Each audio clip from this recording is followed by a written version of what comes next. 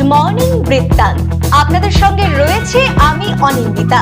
চোখ রাখবো আজকের খবরের মর্নিং আপডেটে।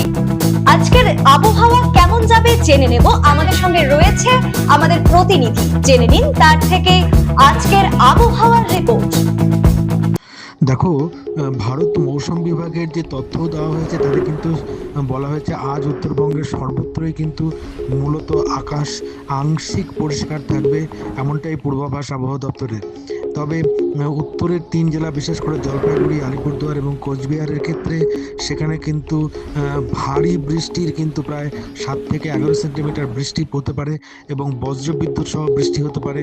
ফলে স্বাভাবিকভাবেই কিন্তু কমলা সতর্কতা জারি হয়েছে উত্তরের 3 জেলায়। পাশাপাশি মধ্যবঙ্গের 3 জেলাতেও কিন্তু, অর্থাৎ উত্তর দিনাজপুর, দক্ষিণ দিনাজপুর এবং মালদার ক্ষেত্রে সেখানেও কিন্তু ভারী বৃষ্টি না হলেও মাঝারি বৃষ্টি এবং তার সঙ্গে সঙ্গে বজ্রবিদ্যুৎ সহ বৃষ্টি হওয়ার সম্ভাবনা রয়েছে। সেখানে কিন্তু বাতাসের গতিবেগ থাকবে 40 থেকে 50 কিলোমিটার প্রতি ঘন্টা, এমনটাই পূর্বাভাস আবহাওয়া দপ্তরের। পাশাপাশি দক্ষিণবঙ্গের বেশ কয়েকটি জেলায় কিন্তু আকাশ আংশিক মেঘলা থাকলেও সামগ্রিকভাবে রৌদ্রকরোজ্জ্বল আবহাওয়া থাকবে, এমনটাই পূর্বাভাস দিয়েছে ভারতীয় মৌসুম বিভাগ। কি বলছে আজকের গ্রহ নক্ষত্র তিথি, রাশি অনুযায়ী কেমন যাবে আজকের দিনটি জেনে নিন। ত্রিনয়নী আজ অর্থাৎ 28শে এপ্রিল, 14ই বৈশাখ, মঙ্গলবার, দ্বাদশী তিথি। চলুন জেনে নেই আজকের রাশিফল। মেষ রাশির জাতক জাতিকার ক্ষেত্রে আয় উন্নতি ভালোই হবে আজ। বৃষ রাশির জাতক জাতিকার ক্ষেত্রে বৈরাগ্য ভাব জাগ্রত হতে পারে মনের মধ্যে। মিথুন রাশির জাতক জাতিকার ক্ষেত্রে কর্মোন্নতি বা ব্যবসা উন্নতি হতে পারে। কর্কট রাশির জাতক জাতিকার ক্ষেত্রে বিরহ যন্ত্রণায় কষ্ট পেতে হবে আজ। সিংহ রাশির জাতক জাতিকার ক্ষেত্রে প্রতিযোগিতায় জয়লাভ হবে।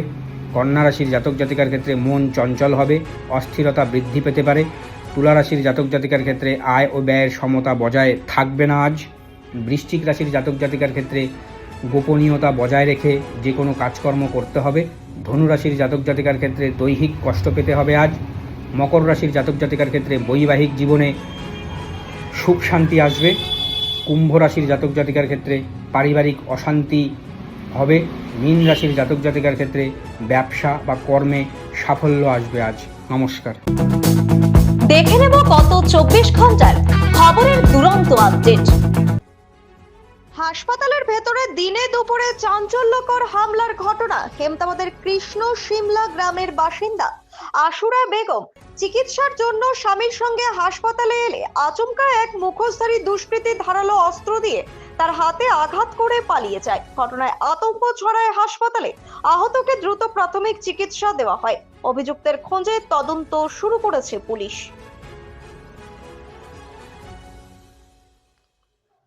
নিয়ন্ত্রণ হারিয়ে রাস্তা থেকে ছিটকে গেল ভোট কর্মীর বাস। অল্পের জন্য বড়সড় দুর্ঘটনা থেকে রক্ষা পেল বাস চালক ও সহকারী চালক। জানা গিয়েছে, বহরমপুর থেকে কোচবিহারের দিকে যাচ্ছিল বাসটি। সেই সময় ফুলবাড়ির ব্যারেজ এলাকায় রাস্তায় থাকা একটি গরুকে বাঁচাতে গিয়ে নিয়ন্ত্রণ হারিয়ে রাস্তা থেকে অনেকটা নিচে নেমে যায় বাসটি। খবর পেয়ে নিউ জলপাইগুড়ি থানার পুলিশ ঘটনাস্থলে পৌঁছে দুর্ঘটনাগ্রস্ত গাড়িটিকে উদ্ধার করার চেষ্টা চালাচ্ছে। আসানসোল বিধানসভায় কংগ্রেস মনোনীত প্রার্থীর কাছের মানুষ দেবদীপ চ্যাটার্জিকে হত্যা করার প্রতিবাদে আজ জলপাইগুড়ি কোতোয়ালি থানার সামনে বিক্ষোভ প্রদর্শন করা হয়। দেবদীপ চ্যাটার্জিকে হত্যা করা হলো কেন? নির্বাচন কমিশন জবাব দাও, এই স্লোগানকে সামনে রেখে তাদের আজকের এই বিক্ষোভ। আজ জলপাইগুড়ি জেলা কংগ্রেস কার্যালয় থেকে একটি ধিক্কার মিছিল শুরু করে শহরের বিভিন্ন জায়গা যাবার পর জলপাইগুড়ি কোতোয়ালি থানার সামনে বিক্ষোভ প্রদর্শন করেন। উপস্থিত ছিলেন জেলা কংগ্রেস সভাপতি অমিত ভট্টাচার্য, প্রাক্তন সভাপতি পিনাকি সেনগুপ্ত, অসীম তরফদার সহ অন্যান্যরা। অসুস্থ পদ্মশ্রী প্রাপ্ত সারেঙ্গা বাদক মঙ্গলা কান্ত রায় জ্বর, কাশি ও শারীরিক দুর্বলতায় ভুগছিলেন। 105 বছরের এই শিল্পী সকালে তাকে ময়নাগুড়ি হাসপাতালে নিয়ে যাওয়া হলে চিকিৎসকরা জলপাইগুড়ি মেডিকেলে রেফার করেন। খবর পেয়ে পদ্মশ্রী প্রাপ্ত বাইক অ্যাম্বুলেন্স দাদা পরিমল হক ছুটে এসে পরিবারের সঙ্গে তাকে দ্রুত জলপাইগুড়ি মেডিকেলে ভর্তি করান। বর্তমানে তার চিকিৎসা চলছে। স্বেচ্ছা রক্তদান শিবিরের মধ্য দিয়ে নিজেদের 41তম প্রতিষ্ঠা দিবস পালন করলো হিমালয়ান মাউন্টেনিয়ার্স অ্যাসোসিয়েশন। সোমবার রায়গঞ্জে নিজেদের কার্যালয়ে এই রক্তদান শিবিরে প্রায় 25 জন রক্তদাতা রক্তদান করেন। প্রতি বছরই নিজেদের প্রতিষ্ঠা দিবসকে রক্তদানের মধ্য দিয়ে পালন করে এই পর্বতারোহণ সংস্থা। স্বেচ্ছা রক্তদান শিবির উপলক্ষে সংস্থার কর্মকর্তাদের মধ্যে উৎসাহ উদ্দীপনা ছিল চোখে পড়ার মতো। সংগঠনের সভাপতি দেবব্রত সরকার জানান, প্রকৃতির সংরক্ষণের পাশাপাশি বিভিন্নভাবে সামাজিক কাজে নিয়োজিত থাকে তাদের এই সংস্থা। বর্তমানে নির্বাচন এবং গরমের মরশুমে রায়গঞ্জ মেডিকেলে রক্তের সংকট চলছে, সেই সমস্যা দূরীকরণে তাদের এই সামান্য উদ্যোগ রোগীদের সহায়তা করবে বলে তিনি মনে করেন।